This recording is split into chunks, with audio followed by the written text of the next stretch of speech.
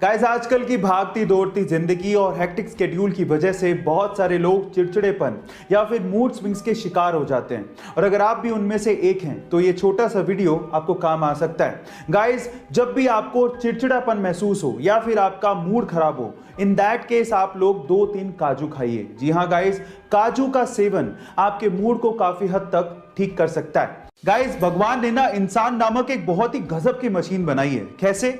एक छोटा सा एग्जांपल देता हूं। क्या आपको पता है कि जब आपको उल्टी आने वाली होती है तो उससे 30 से 35 सेकंड पहले आपका पूरा का पूरा मुंह लार से भर जाता है। कभी गौर करके देखना। पर सवाल ये कि ऐसा होता क्यों है? तो देखो, मैं आपको बताता हूं।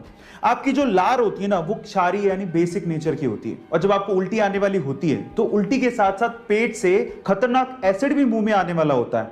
तो उस एसिड को न्यूट्रलाइज करने के लिए और आपके मुंह को बचाने के लिए वो लार पैदा होती है। और उसके अलावा लार 30 से 35 सेकंड पहले पैदा होती है। वो आपको इंडिकेट भी करती है कि आपको उल्टी आ सकती है ना? Amazing fact. लाइफ में पॉजिटिव रहना यानी कि पॉजिटिव एटीट्यूड रखना बहुत ज्यादा जरूरी है और ये सब जानते हैं। जब लाइफ में सब कुछ अच्छा चल रहा होता है तो सभी लोग पॉजिटिव ही थिंकिंग रखते हैं, अच्छा सोच रहे होते हैं। लेकिन जब लाइफ में तकलीफें आती हैं तब पॉजिटिव कैसे रहा जाए, ये आप रेस के घोड़े से सीख सकते हो। कैसे? मैं आपको बताता हूं। क्या आपको पता है कि रेस के घोड़े को ये नहीं पता कि उसे रेस में दौड़ना है और जीतना है? उसे तो जीत का मतलब ही नहीं पता होता। वो सिर्फ इसलिए दौड़ता है क्योंकि उसका मालिक उसके ऊपर बैठ के उसको तकलीफ दे रहा होता है, उसे पोक कर रहा होता है ताकि वो तेज भागे। समझ रहे हैं आप? ताकि वो जीते और उसे रिकॉग्निशन मिले। इसी तरह से आप लोग हमेशा याद रखिएगा, जब जब आपको आपकी लाइफ में तकलीफें मिलें, आप लोग याद रखिए कि मालिक आपको जिताना चाहता है।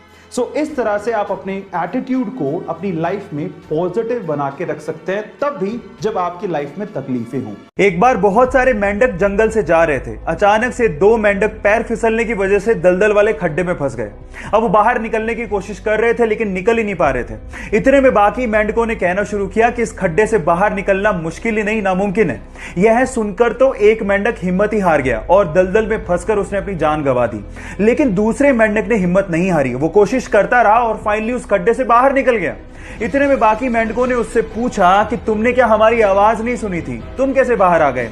तो उसने कहा कि मुझे अच्छे से सुनाई नहीं देता, मुझे तो गहरे खड्डे में यह लग रहा था कि आप लोग मुझे प्रोत्साहित कर रहे हो, इस वजह से मैं बाहर आ गया। अब गाइस, यहां सीखने लायक बात यह है कि तुम ये काम नहीं कर सकते, इसको देखने के 2 नजरिए हैं। पहला, मैं ये काम नहीं कर सकता इसलिए हिम्मत हार के बैठ जाऊं। लेकिन दूसरा, ऐसा क्या काम है जो मैं नहीं कर सकता? नजरिया बदलिए, जिंदगी अपने आप बदल जाएगी। पुराने समय में लोग तांबे के बर्तनों को बहुत इस्तेमाल किया करते थे, पर बीच में इनका चलन कम हो गया था। लेकिन तांबे के बर्तनों की खासियतों की वजह से लोग फिर से इन्हें खरीद रहे हैं और इस्तेमाल भी कर रहे हैं। मैं भी कर रहा हूं, पर सवाल यह कि ऐसा क्यों? तो चलिए मैं आपको बताता हूं।